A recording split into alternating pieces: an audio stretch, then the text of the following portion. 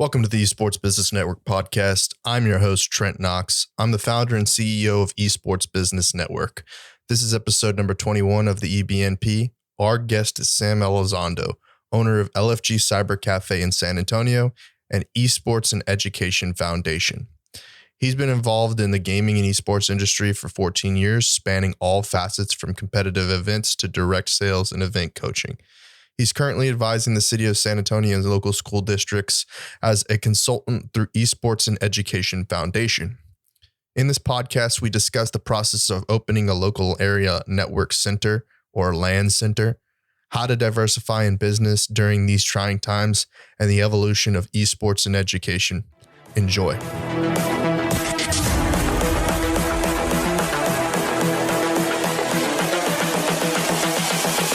This is the future.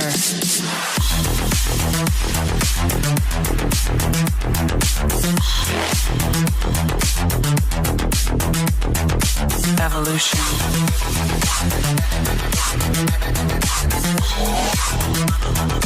This is the future. Hey y'all, this is Trent Knox, Esports Business Network.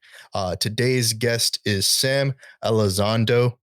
Welcome to the show, Sam Elizondo. Hey, thanks for having me. I'm excited to be here. Yeah, I'm really grateful that you were able to fill in. We had a guest that unfortunately had to reschedule. Unfortunately for them, it was they're able to go talk to some investors, some sponsors at the time. So they went and they'll be on the show back in February. So looking forward to having a conversation with them again. You and I got connected via Felicia Martinez and your program or your facilities that you have going on. And again, we'll get into it a little bit more in detail as we go forward with all of the things that you are doing in San Antonio and also in Texas. But this podcast, we always start off by asking the question of how did you become a gamer and how did you get into esports? Cool. Yeah. So how did I become a gamer? It probably started with my brother. So I'm a brother of three. I'm the youngest by about 14 years. So there's a pretty sizable gap between me and my middle brother and my oldest brother. He's 2 years older, so 16 years there. And, really it started when they started playing video games. So my first memories, honestly, I didn't have any video games. I was raised in the hill country in Helotes. So we were, lower income household. Video games were not something we had in the house. We didn't do Nintendo. It actually wasn't until you could rent consoles from something like Blockbuster that I had ever played a video game. And it actually started with the PlayStation, as crazy as that sounds. So my brothers had rented a PlayStation and they showed it to me, man, when it was tiny. I mean, I can remember the graphics in the game, but it all kind of started there. I got more interested. I kept asking my parents, and a couple of years they would end up buying me a Sega, which was, archaic by comparison of a PlayStation, but that was kind of like my first console. And I would grow up, occasionally playing Sega games. I think just how everybody does, right? The gateway drug to gaming and esports really is like a console because it's low cost. Later, my brother would start playing a 3D MMO called EverQuest. And I would finally be able to conceptualize this right around the age of 8. And I would sit and just watch him play EverQuest. And I was enamored with the idea that, he was connected to people. There were people somewhere in the world attached to these characters because of, I think, where I was raised. I was raised out in the hill country where we didn't really have neighbors. So if I was going to go hang out with my friends, my mom had to drive me, a pretty good distance to go be with them. So I my brothers were much older. I spent a lot of time like roaming the hill country and doing things that a little country bumpkin kid would do. And when, he introduced me to this idea that there were people out in the world and I could communicate with them and play a video game with them, I was just awestruck. Fast forward, a couple of years, my parents would end up separating. I pretty much begged my brother to build me a computer or give me something so that I could play this game. And that's really where I would fall in love with video games, was being able to kind of create, my own circle of relationships and friendships through an MMO. So that's how I got involved with gaming. Esports, so I worked actually for my business partner, Martin Cruzy, when I was in high school. He owned a LAN Center called Extreme Gaming. He was open for 11 years, if I'm not mistaken, here in San Antonio.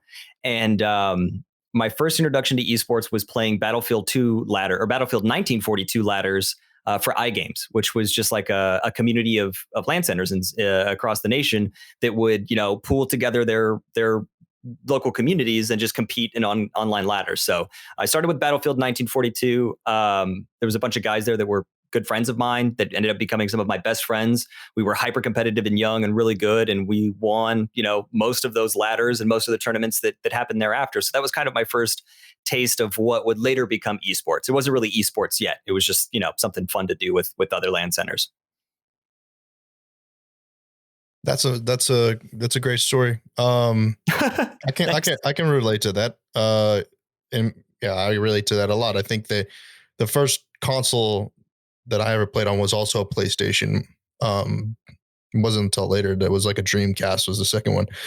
I think the first game I ever played was Frogger on the PlayStation, rented from Blockbuster. Yeah. I didn't own it. Yeah, rented it back in the day when you could rent consoles. Yeah. I didn't know. I didn't have a PC. I actually haven't had a gaming PC until like real recently. I've had PCs for school that I played games on. I'm sure that's the story for a lot of people. I actually don't really talk about that much. Is the difference between a traditional PC desktop and a gaming PC. I don't really talk about that much. But yeah, it wasn't EverQuest for me. It was World of Warcraft. Saw a family friend playing World of Warcraft and got into it pretty heavily for a while. Obviously during high school, during college, I didn't play it as much. But so when you were playing online, did you have like an offline community as well? I know later on, obviously you're talking about being a part of the Extreme Gaming Cafe, but did you have a group of friends that you played with from high school, or like that you would go to release parties or things like that? Was that a part of your story? No, not really. So I'm 33. Gaming then wasn't normalized at all. Like, you're saying the difference between a gaming PC and a for business or for education use PC. Back then they were one and the same. Dedicated graphics cards were kind of like a new thing. Even having, modems, like having a NIC that you had to put into your motherboard so you could even connect to the internet. That was all technology that was coming out at this time. So no, there weren't really a lot of kids that played video games on a PC up until like EverQuest, when it became, a little more normalized, and you found that a lot of people were into that. And I said Warcraft, right? It was really until Warcraft started. Then it got to high school level where, I would find out that some of the jocks and some of the, skaters and like all of these people were playing World of Warcraft. Then everything started to kind of shift where it was cool to play video games, right? Before then it was Halo. There was, everybody was playing Halo, playing the FPS and kind of doing that thing. I think that was a lot of people that are a little younger than me's like first introduction to online gaming was Halo. That kind of changed things. Console wise, it was Dreamcast for me, right? I played Phantasy Star. So there weren't really many people. I would ultimately end up developing a lot of my lifelong friendships through video games, finding out like, oh, you also play XYZ. But it wasn't like, there was a cool spot to hang out or a local anything, that's just that wasn't the ecosystem at the time. Yeah, you're not much older than I am. I'm 20. I just turned 27. And yeah, I guess I'm on the, the one of the younger people to have experienced sort of the disconnect with the internet and how it's different right now. It's social media has completely changed the ecosystem for gamers, and now with games like Fortnite being more social media than they are like a online universe. I mean, they are online universes, but they become more of a place to connect and be involved than they were back in the day, because the tools just weren't there.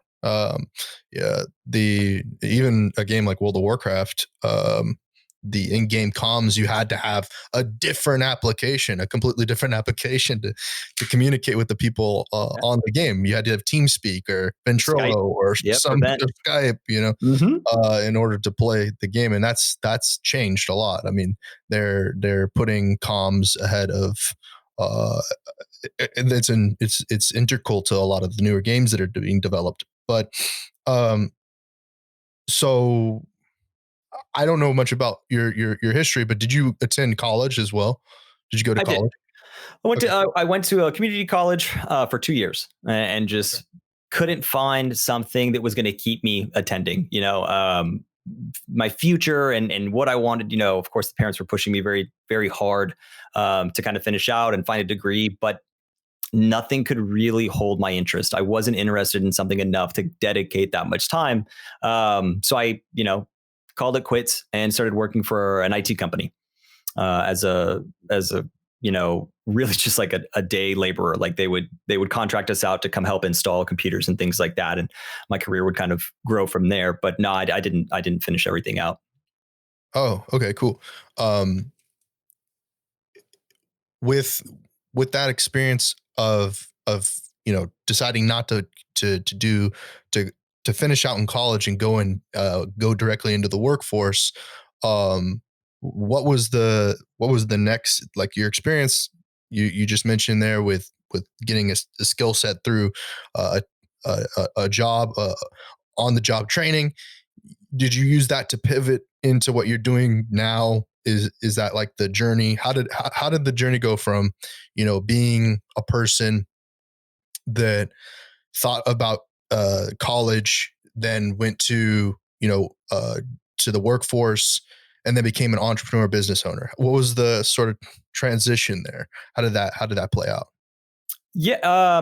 So again, dedicating time. School takes a lot of time, and without a good idea of what you want to utilize a degree for, it makes it kind of difficult to plan that far out. Even now, I look back and I see that the way that high schools request high school students to kind of pick their future, right? They're getting pigeonholed relatively early in their high school career into one of like 5 or 6 different paths where they don't get to dabble in anything. They don't get that time to experience. So for me, I've always been really hard-headed.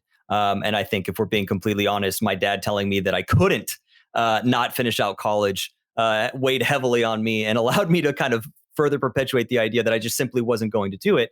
But it is what it is. So I exit college. I actually ended up working for an oil company doing overnight dispatch for probably about a year and a half, because I was making really good money. I would, during that time, fall in love with paintball.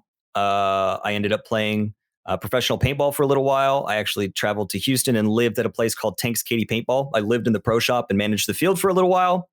Came back to San Antonio when my grandma wasn't doing too hot, and she needed a caretaker. And there were some issues with having people that weren't a part of the family in the household. I think, as you get older, sometimes it's hard to rationalize things. So she really needed a hands-on approach. She had fallen and broken her arm and dislocated her hip. So she needed somebody pretty much there all the time to make sure, she could live. So we did that for a little while. And that's where I started contracting with the IT company, because I was able to do that and take care of her at the same time. They had a need for sales representatives to do account management for education, the education space. So they worked with state and local and education. And I talk a lot. So they were like, look, it couldn't be any worse than this guy. So they just kind of gave me my shot, and I would kind of grow into it on my own. I had always had a love for tech, a love for gaming. So, understanding hardware and being a rather personable person made it a really easy transition for me. I would then leave there, do some other marketing stuff. And finally, me and my wife kind of got to the point where we were looking at our careers, and we knew that there was kind of a time limit on when we were going to have kids and if we were going to do it.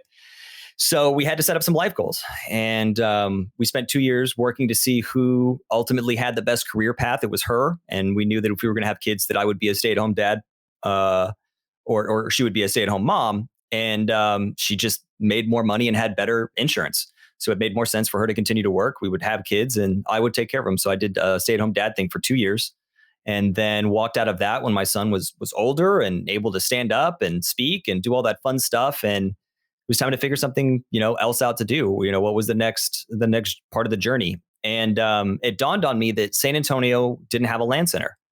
Me and my best friend Grayson, he was somebody that I met at Extreme Gaming, and we had always had the idea of kind of revitalizing that and bringing it back to the community, because that's where we met, and that was something of value to us. And come to find out, Martin Cruzy, the guy that owned Extreme Gaming, would actually come back into the fold and be just happenstance trying to re-enter the market. So we all joined forces. He had a phenomenal amount of background knowledge on how to operate a LAN center and how to stand it up. And we all invested together and then built out LFG in hopes of, kind of giving back to the community something that we loved and something that we had when we were young, a place for us to connect. Yeah, there's a lot going on there. How old's your kid? How old's your kid now? He's 4 now, going on 5, and I have a 1-year-old, another 1-year-old. Oh, so you got another. I mean, you already had one, and now you have 2. So interesting. So, and your wife is the what does she do? So she's she works for the Hartford. She's a upper level manager for the Hartford Insurance. Okay. Yeah. So there's a lot that breaks. So I'm trying to break it all down to make sense of it. How does someone do what you do? And so you have a great partnership with you and your wife, and now you have 2 children from that partnership. And it is, in so many different ways, a family business when you get into a marriage, right? So you have to make those sort of decisions like you were talking about. When you made the decision to get into the LAN Center business, how did you know, or how did you discover that Cruzy was looking to get back into the business? Facebook. He had put out me and Grayson had been kind of planning it, looking at the financials, the initial investment, the whole 9, hardware, real estate. What was it going to take to stand this thing up, business licenses and all this fun stuff. And we had told a couple of our friends, and one of them was actually his friend on Facebook. And he forwarded us this post, and it was him on the Extreme Gaming Facebook that was still up, even though the business was gone. And it was just saying, hey, I'm looking to, reopen, and I would like business partners. So let me know if you're interested. So is LFG, sorry, I'm out of Austin. I didn't know if you knew that. I did not. Yeah. So what is LFG? Is it a plug and play model, or is it a custom design model? Is it full of eBlue hardware? Is it your own build out? What is LFG, so that the audience can get a better idea of like what sort of investment you've put into the LAN Center? Because there's obviously different types of LAN centers. Sure. So those are 2 different questions. Are you asking me how much we invested, or are you asking me how we went about building it? Well, because it kind of goes hand in hand, because if you're buying something that pops up, it's going to be a less expensive than a custom build out. And so there's some hybrids, of course, where people have built out an entertainment aspect to their LAN center that's outside of the eBlue hardware that you see through most of the LAN centers. But so first off, like, what is the experience like if a customer came through? What is LFG? So I would say it's kind of like a down tempo lounge. So we built into a tanning salon. When we were looking for, suites, we weren't going to do Gen 1 construction because the overhead's just too much for, the first LAN center in San Antonio. And one of the caveats to that is power. How much power do you have in this thing? So for us, this tanning salon that had a bunch of sectioned off rooms was prime. We don't have to pay to put power in. Power's everywhere. There's 220s all day, every day. We can build this out, no problem. So really what we just ended up doing was gutting a bunch of the walls. And it looks, like a LED lit Better Homes and Gardens. There's crown molding and LED lighting everywhere. You can look up pictures online. But we built, everything ourselves, realistically, all of the tables, did all of the cabling. again, our skill set between the three of us, obviously there's challenges with having three business partners, but one of the great advantages is division of labor. So I have small hands by comparison to my two business partners that are over 6'3", the both of them. So I built most of the PCs, I did most of the cabling, they did most of the construction. But yeah, I mean, we play lo-fi hip hop in there.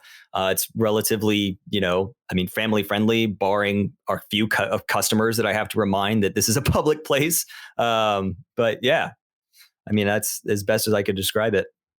Yeah, LAN centers are something that are vastly different. Every LAN center is not the same. I mean, like I was just mentioning there, like there are these custom build out or plug and play models. One of them being like Contenders, and we spoke a little bit before about Zach Johnson's eBash and there's different scales, all these different things. So it's they're not all one and the same. So first off, like what is that?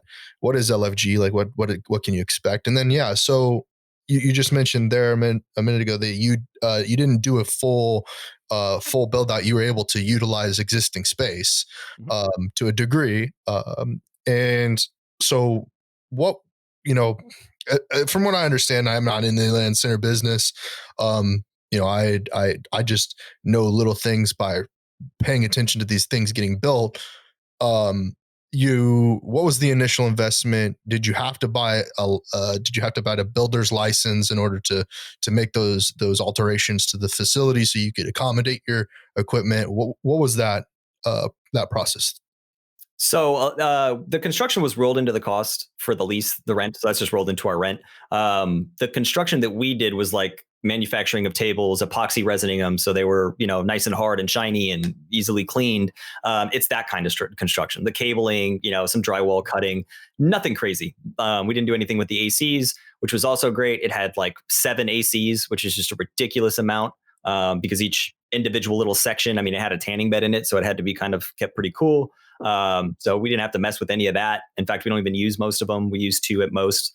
But so, investment wise, loans and things like that, probably right around $100K, tax, title, and license for the first, get it up and stand it up with about 20 computers. Mm-hmm. So most of the investment went into the hardware and the chairs, tables, all of the internal build out, not necessarily the physical structure of the building, The physical structure was, that's a portion of it for sure. You can't even ignore it. It was a good chunk, probably about a third. Right. The networking that had to have been a big piece of it as well, right? A big chunk of the. If you paid somebody to do it, I think the industry standard now is like 125 a drop. So if you had to pay somebody to run your cable and punch it down into either like a Keystone jack or whatever, that's $125 every time. I was able to do that myself. So we saved all of that money. That would be expensive. That's, $3,000-$4,000 right out the gate just to get up, most of your PCs. And that's not any other devices. That's not TVs. That's just your PCs. But because we have the knowledge, and that's kind of maybe why you see a lot of the LAN centers open and close, is you kind of have to be a jack of all trades. You have to know enough about video games and enough about batch files and enough about networking and enough about computers and all of that planning. Otherwise, it's really easy to just shoot yourself in the foot. Yeah, that's I guess the conversation at hand right now, especially with COVID and the impacts that has had on LAN centers. Like I was talking to you briefly before the show started about how many LAN centers I know in the Texas area that have shut down, and a few that I've attempted to help resell their equipment, to the individuals, like, splitting it up, and some things can't be resold because they have company branding on them. And, who's going to put a dead LAN center's equipment with their branding into their, especially into their gaming setup, especially streamers. Streamers aren't going to want to associate themselves with, defunct LAN centers. So trying to parse out those some of those hardware pieces to, wholesalers or, to people. So what's the impact been on with you, and how have you been able to stay still operating? Or I don't know much about LFG. If you are still operating, at what capacity you're operating? Can you Sure. maybe talk to that subject a little bit? I can speak a little bit about it. Some of it's trade secrets. I don't want to give away how we're managing to stay afloat. We did get, scared, obviously. Obviously, following all of the city mandates was the first and most important thing for us to get back open after we were forced closed. So we were not considered an essential business. So we closed for 2 months. So that hurts. Obviously, there was some forgiveness there. Rent did not get forgiven. But really, no, no. Oh, no, man. That's a whole different concept. And it is more necessary than I think most people realize to pay rent, because the people that own the land tend to pay a lot more in taxes, which builds our roads and does, all that other fun stuff. So, I don't want to get political in any way, shape, or form, but we are in a very sticky position, thanks to COVID. Yeah. So, so the first thing, we took task with was figuring out, okay, we have 2 months to figure out how to reopen. We didn't really take those 2 months off. It was, all right, let's prepare for day one of reopening. What does that look like? How do we protect? Because we didn't know what was going to happen. We didn't know what the situation with COVID would be. We didn't know what we would learn in 2 months because it was so abrupt. So it was just, how can we prepare? Essentially now LFG looks like a LED lit FEMA tent. All of the stations have been moved away from each other. They're all 6 feet apart. There's plastic dividers that run all the way up to the ceiling to, make sure that if somebody does sneeze, it's not traveling to you. And that was our plan, was to enforce masks, put out hand sanitizer everywhere we could, make sure that nobody was sitting next to each other unless they came in the same vehicle. So if they showed up in the same car, there was a couple sections where there was 2 or 3 computers next to each other. And it was to really just continue to offer what we had been offering to people. And that was a place to be. We saw probably about a 50 to 60% profit loss after the closure. Nobody was doing us any favors. COVID wasn't doing us any favors. Local government, state government, United States government, no favors really for small business. A lot of the loans and things went to other places. So fortunately, we had a war chest, and we're able to kind of just try and staunch the wound with some other things until we could get back on our feet. So we sold our old hardware. We had just bought 18 HP Omens at the cusp after an esports event. Somebody was offloading them. We bought them all up. So we had done our phase. Was that we were on a 4-year cycle where every 4 to 5 years we cycle out our old hardware. The newest stuff, is our tournament, our high octane stuff, and the what was previously our tournament PCs are transitioned to like standard use. So we had just done that. We sold off all of our old software or hardware. That helped us to kind of stay afloat. And then finally we were able to negotiate with our landlord to give us until June of this coming year, so that we could make it, essentially, because there wasn't a lot of people coming in. Well, so what have you been able to do to maintain community organization, and keep people connected with the LFG brand, while you're not able to conduct tournaments in-house in the facility? Or have you been able to figure something out? No, it doesn't matter how much you really engage. GG Leap always pushes these online events and at home and all this fun stuff. The reality is that is not truly a feasible way to generate revenue for a LAN center. You have to have people there. You can host online tournaments if you're into that kind of thing. It also depends on your area whether or not that's legal. A lot of the older laws dictate that esports is still gambling because it's just not written that way.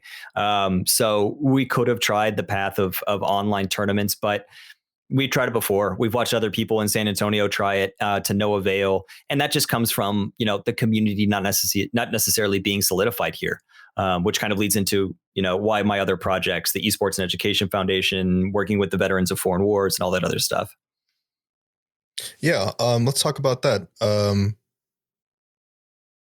Felicia had mentioned that your team is now building out esports and education, right? And that was one of the things that she highlighted she wanted to talk about. So tell me, what's the initiative? What is it doing to further esports and education? Yeah, right. Sure. So, being the owner of LFG, and the dawn of esports and how now it's a buzzword. Everybody kind of wants to be involved with it, whether we're talking about big corporate, they want to understand it. Education wants to be involved in whether that's, incorporating it to draw tuition to a college, or from the high school standpoint of giving another group of kids, an opportunity to participate in something that they may be passionate about. So I kept getting phone calls. People would show up on my front door. Hey, I have a question about gaming. Hey, I have a question about esports. And these were people that were calling my LAN Center or emailing us directly. So during, the operations of LFG and pre-COVID, I'd actually helped stand up 2 high school esports programs, one for the Data High School and one for South San Independent School District. So from its complete infancy to its fruition and how it functions now, I was wrapped into helping them make decisions, helping speak with administrators and principals as to the value of esports, how it can be harnessed, and why it's important. So obviously there was a need for it. I spent a lot of time while doing the LFG thing, looking at our community in San Antonio and realizing that it is a very fractured community. Before LFG and before Play Live and Shenanigans and all these other places, there wasn't anything bringing us together aside from PAX, and PAX does an abysmal job of marketing in San Antonio. San Antonio's PAX is an afterthought. It's not PAX West. It's not PAX East. They kind of, I feel like, don't care about it. And that's why people like Nintendo don't show up. They don't recognize PAX South as being, worth their time or whatever. But what bothered me was when I was having these conversations with, their marketing officers and big business and education, nobody knew what PAX was. So that led me down this realization that no one's communicating, no one's talking, and there's not a community to really anchor San Antonio. We're behind Houston, we're behind Dallas. We have to do something about that. We tried the path of getting, my generation of gamers, the 20-something gamers, to come out and participate and do this stuff. And we realized very early on that they're already in their ways. They're set in their habits, and they're not as likely to come to an event, or they're not as likely to spectate because they have already kind of determined where they're going to spend their money and what they're going to do. Right. So the thought was, okay, it's got to be younger kids. It's got to be the high school. It's got to be, college, the next iteration of labor force. These are the ones where we have to start building our community. So the idea with the Esports and Education Foundation is, I was kind of a wayward son myself. I'm not a traditional athlete. I'm not a traditional a scholar. I wasn't necessarily interested in the education process, but something about storytelling and video games in the community spoke to me when I was young. And I think for a large swath of those kids, like that resonates with them. They're not traditional athletes. They're somewhere in between. And gaming has a way to reel that creative energy and that enthusiasm in. And we can use that to make sure they finish college, right? So they don't end up kind of lost like I was for a little while. And at least they finish out and they get their degree, and whatever they do with it after that, it doesn't matter, because now they have this qualification. So the idea with the Esports and Education Foundation is to start building out infrastructure in San Antonio, not just from like the scholarship standpoint, and giving them, a way to get to college, but also to help them explore the ecosystem and the economy of esports and how it's going to teach you a skill set. And whether you use that for gaming or whether you use that, for somewhere else, there's a job for everyone. You don't necessarily just have to be a gamer. And that's the purpose, is to make sure that people understand that it's not just about competition. It's about everybody that's involved with making those competitions and, the career paths that are there.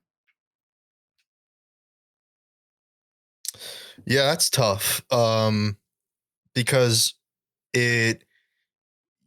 that the language you use there is something that school boards understand and can look at as being a box, and then implementing that into their existing technology programs, right? That's the idea, right?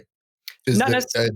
they add gaming clubs, they add esports um, into the current ecosystem. They're not building in a whole new addition to their current school structure. Is that the idea? Not necessarily, and then that depends on the school. So all the districts have their own take on it. I think Domingo Ruiz from South San has a terrific idea and something that we've been fleshing out, in that it's incorporating all of the programs: network security, cybersecurity patriots, computer maintenance. Everybody's involved. Everybody has a role in ensuring that the esports program can function, because the people that are going to be the competitors are not necessarily going to be in cybersecurity or cyber patriots. They're not necessarily going to be in the computer maintenance program, right? So they're all looped into the same thing. We're using a similar budget to increase, of course, the graduation rates, which is what the administrators want to hear. They want to know that this is having an impact on their students.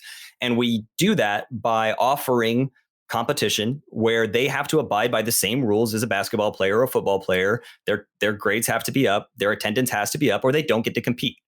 So whether or not the school, doubles down and dedicates $100,000 into building a brand new program, that's not my prerogative. My prerogative is to help them in any way, shape, or form I can solidify esports to some extent at the campus level. That's the only thing. There's a lot of resources specifically from organizations like NASIF, the North American Scholastic Esports Federation. They're like a byproduct of the Sam Elizondo Foundation, which is a huge, like $500 million STEAM like nonprofit trust that just shells money out to make sure that these STEAM-based programs can flourish. And they've done a tremendous amount of work creating curriculum. So there is turnkey curriculum that you can get for free just by signing up for NASIF as a quote unquote NASIF club. And from journalism to digital design to, computer courses, it's all encompassing. Everybody's, represented, science, the whole nine. Yeah, I understand it. My fear with these regulatory bodies is that they come from their outside influences, and they don't necessarily understand the culture of professional esports or gaming culture at large, especially professional esports, because it's so fragmented, and the way into professional esports is not necessarily through the collegiate system. There are now some avenues, some bridges that are there, but by and large, the education's the way that the language of esports is being utilized by regulatory bodies, it doesn't reflect the culture of professional esports or amateur esports, and building out and explaining the build out to make a career in esports. I think that, like you even said it yourself, like the way that you got into LAN Center ownership was through trial and error, a system that wasn't developed. And that's the challenge, is trying to figure out how to match the language of what, and this is so hard to communicate. And that's why I'm struggling with trying to put this into words, because I've talked to a lot of people about this. But the educators don't seem to have they're not a part of esports. They weren't plugged in to the growth of professional esports like you were to a degree. Let me ask you this. No, yeah, I'm about to be 33, right? We would assume that I'm kind of like the prime age for a high school teacher, whether I'm an English teacher, whether I'm a science teacher, whatever. I could be a teacher. 5 years younger, I could be a teacher. 5 years older, I could be, 38. We are now at a time where we can change that path for someone like me, right? So you're saying they weren't integrated into the culture. They're not a part of the culture. They don't understand the culture. I can assure you that I'm very in tune with it, and I'm not the only person. Yeah. I'm not talking about teachers. Oh, no. Teachers are different. It's a different subject because teachers are closer to the culture than administrators. Absolutely. And administrators have spending power. And regulatory actions are done by the administration. So that's where I think the language is lost, not where you're talking about.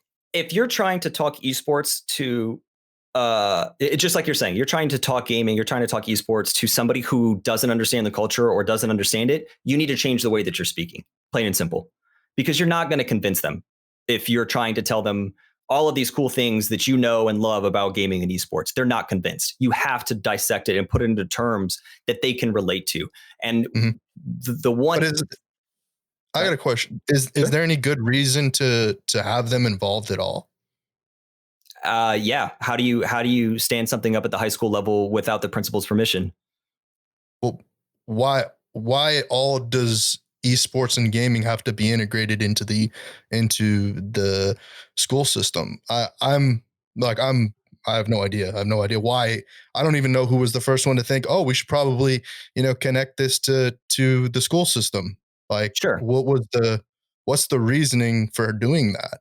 Well, so let's why isn't it so I guess in a simile, like something to make it an simile or an analogy. That's what I'm looking for. An analogy to it would be like elite soccer. Like that's not connected to the school, and it's more likely that an elite soccer player goes professional than a high school student that's playing for the high school team soccer team.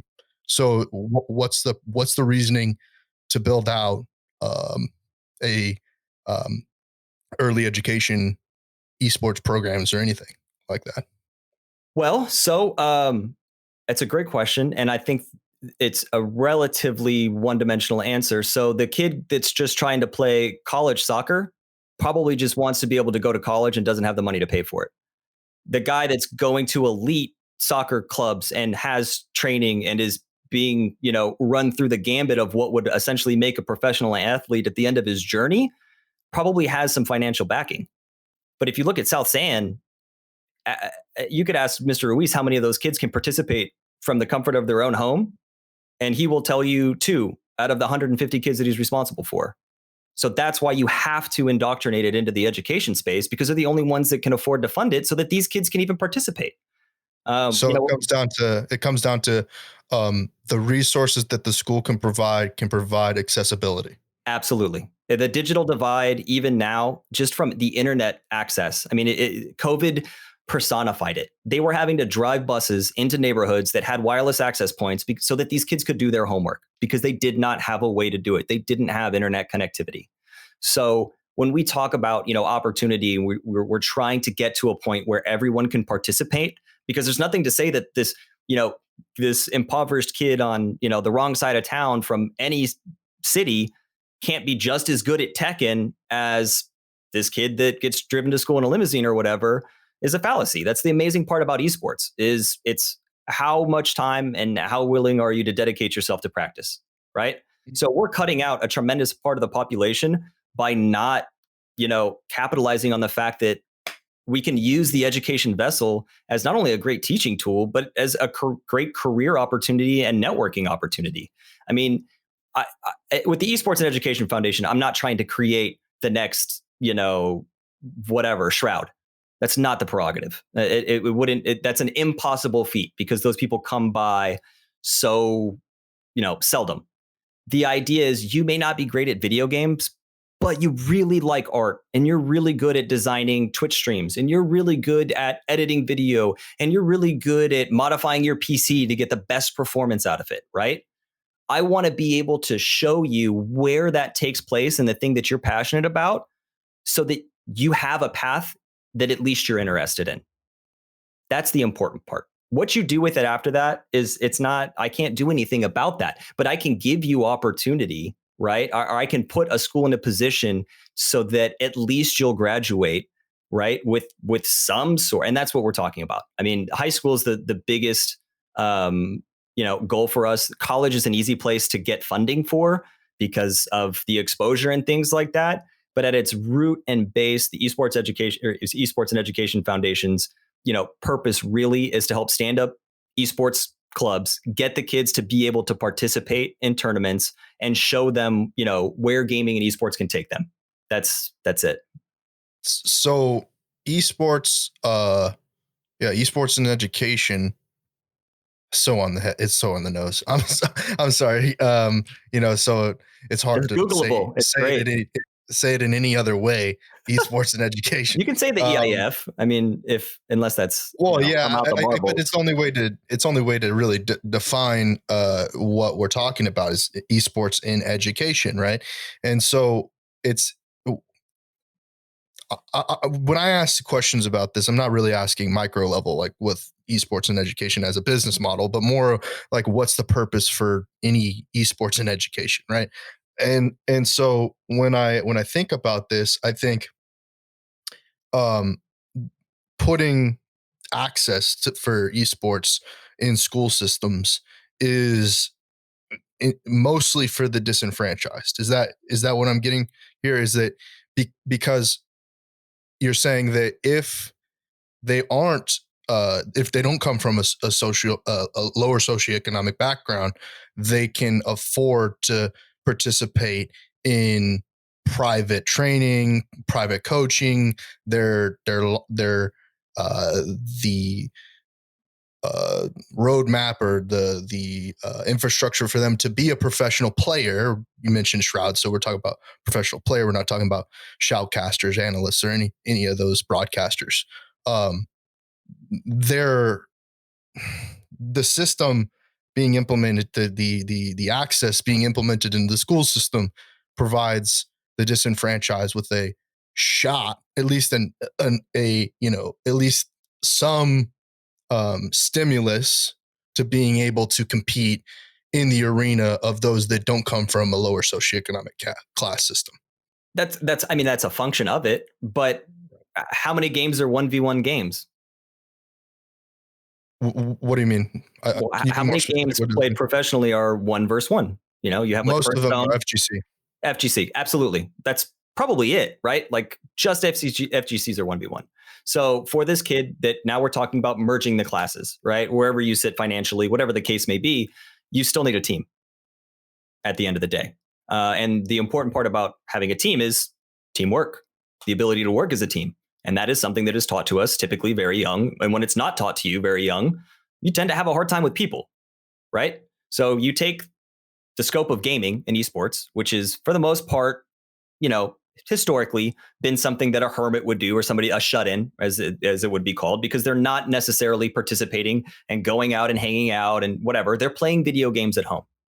But now you put them in a position to interact with real people, right? The other kids at this school that they might be going to, and create relationships where they're forced to see the person that they're talking to. I mean, toxicity in video games is a plague, and it happens largely because you are detached from the equation.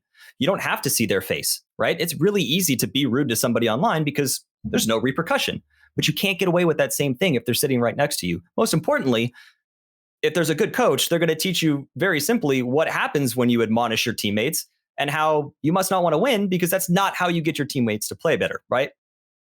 So we could sit here and dissect whether or not, the EIEF has purpose and whether or not it's going to be functional or whether or not it's going to be impactful. But I think if your only hope is creating an elite esports player, right, that is not the business of this nonprofit. We are not trying to create these juggernauts and put them in a hyperbolic time chamber so they walk out at 14 just like Shroud. It's not what we're interested in. Soon enough, there will be talent scouts and things doing that, looking at, online stats that scrape data from the video games to determine, who's good and who's not. Not my prerogative. Right. Yeah, I kind of wonder, especially in Texas, it seems like that the it seems like the cultural aspect of Texas football and the way that that's organized and put together hasn't transitioned, and this probably hasn't happened anywhere, but hasn't transitioned into the esports scholastic athlete aspect, in the sense that there's boosters that have community investment that comes in, and that uh, you know uh, parents are putting their children in specific schools to provide them a better advantage in potentially going to play at, let's say, the University of Texas, even though that's unrealistic, but like Sure. um, to play for a collegiate team that eventually puts them in playing for TSM or Sure. Cloud9 or some organization, right? How long? There's just there's such a long roadmap to get to that place, and so I just question, sometimes, of like, well, what are the organizations doing? I see that you have an idea, and you're probably the first leader that in this space that I've spoken to in this format to get a better understanding of what you're trying to accomplish. Because when I am a third party to what NACE is doing, what I actually spoke. Actually, this is not true. I also talked to James O'Hagan about this subject as well. But it's and I've talked to another. I'm in a blank right now. Another gentleman down Go Play down in Southern Methodist University or something in Louisiana. But it's such a understanding what educators are doing. Well, what are they doing, and what does that look like? Let's say that someone's not good enough to be a player. How are they able to provide that person a different opportunity within the esports industry? Because I sometimes think that they're not the educators are not emphasizing that there is a commercial opportunity for them to go and be a part of. Instead, they're saying, oh, here's something fun to do. Let's just throw a little money at it, and they'll eventually just grow out of it and become a doctor or a lawyer or something else. Or, they're not going to be a part of the games industry. They're not going to be, and that's just so disheartening to me. And I just think that there is opportunity, and that there is a way to, um, you know, I think there is that edge, better, for lack of a better term, teaching opportunity to showcase that there is opportunity in industry, in gaming and esports. Sure. But a lot of people just saying, plays second fiddle to something else. And that shouldn't surprise you. You made an interesting point. You talked about why hasn't esports solidified itself, or when will it, or how long is the path to mirror football? Well, how old is football? Well, football, yeah, that's 100 years, right? More, 100 maybe, years. if you, yeah. Took them 100 years. Esports in the last 10 years has gone from being a not word to $1 billion industry. We are vaulting. We are rocketing at high speed towards this thing that you're talking about. It's so much closer than you realize, because the difference that you're talking about, in my opinion, is school to school, and it's based on who's going to be in charge of the club or the program itself, and what does the administration want. Some of them very, very honestly want gaming and esports to be a part of their campus because they're passionate about it. Like, plain and simple. And I've had the conversations with them. They're like, I love what you're doing. I feel the same way about how I was in high school. And, things may have been different if somebody spoke to me. I've heard that same statement resonate with people at least 4 out of 10 times, right? That there's a little piece of them, a little childhood chunk that says, you need to help whatever this is because you didn't have it and you need to pass it forward. There's plenty that just care about graduation retention. That's it. They're like, how is this going to help graduation? Okay, the numbers are going to get up. Cool. How much do you need? No, a little less. Okay, make it happen with that, right? You're absolutely right. Esports is second fiddle to graduation rates. That pales in comparison because we're getting the kids the opportunity. And then it's up to people like me and you to drive it home and show them the impact. And even if they're not phased, even if the administration or the principal or the superintendent or whoever doesn't care, that kid's first esports competition, he'll never forget that moment in the rest of his life. He'll never forget it. The first time he gets to step on the podium, win or lose, he was there and he'll remember, right? And even if he's not good, let's say, he's not as good as whatever, and he's no longer on the team, but he finds that, he's fascinated by watching VODs. He's fascinated by data, and he can run the numbers and he can strategize, right? All of these different games function at different levels and different age groups. How many 14-year-olds do you see playing Counter-Strike? Well, not enough. Probably none. Like, I don't think there's any 14-year-olds. I think the youngest is probably about 17, 18, where they really start to vet them. But Counter-Strike also has the oldest players. Why? Because there's so much more strategy, right? They understand the game intimately, and they may not be able to frag with that kid that's just cracked out of his mind, but they can call the strategy, they can call the rotations, and they can put that kid in a position for success, right? Fortnite, you get a 30-year-old to play Fortnite, it's not going to be great. But these kids, they're amazing at it. I mean, the 13-year-old that won that $1 million thing. So there's this evolution in people's career from the competitive standpoint, and that doesn't mean that kids aren't going to fall off, but the opportunity that lays for them outside to find a way to generate revenue for themselves, a livelihood, is insurmountable, but they don't have people to show them how or where. Plain and simple.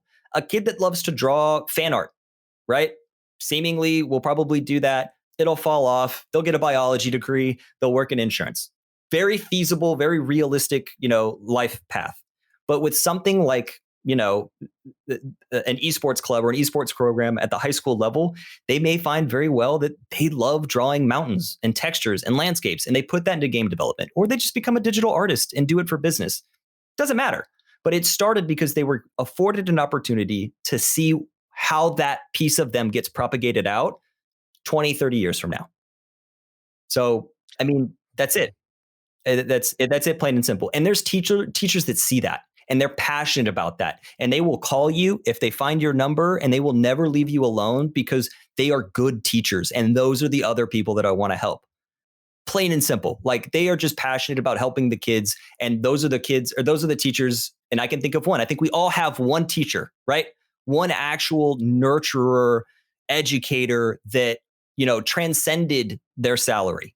They were there to change the lives of kids. And every once in a while, you find one of those in esports. And those are the other people that need help because they aren't equipped to be impactful. But with a couple hours of your time, a couple email links, and a couple videos, I mean, they could change the world for those kids. Absolutely. And I mean, we could talk about this for hours and hours, and I've got some questions for you. Stick around after this and we'll talk a little bit more. But thank you very much for coming on the show. I appreciate you taking the time to let the listeners know where they can find you, or potentially other educators that can get in contact with you and help you in your efforts. Where can they contact you the best? Yes. Email sam@eief.org. Obviously, any of the social media is attached to LFG. If you can't seem to reach me by email, I answer that all the time. Discord, I think my Discord, if you have Discord, is American Assault number 3197. So you can hit me up there anytime. I'm pretty flexible and we'll do my best for you guys. But this is the first time you're hearing this information. Definitely check out, the utilities and stuff over at NASIF. They have some great curriculum plans as well. And all you have to do is sign up for the club. I mean, that's it. It's all free. Yeah. And then you have an event coming up, right? Yeah. So we have a collegiate invitational in February.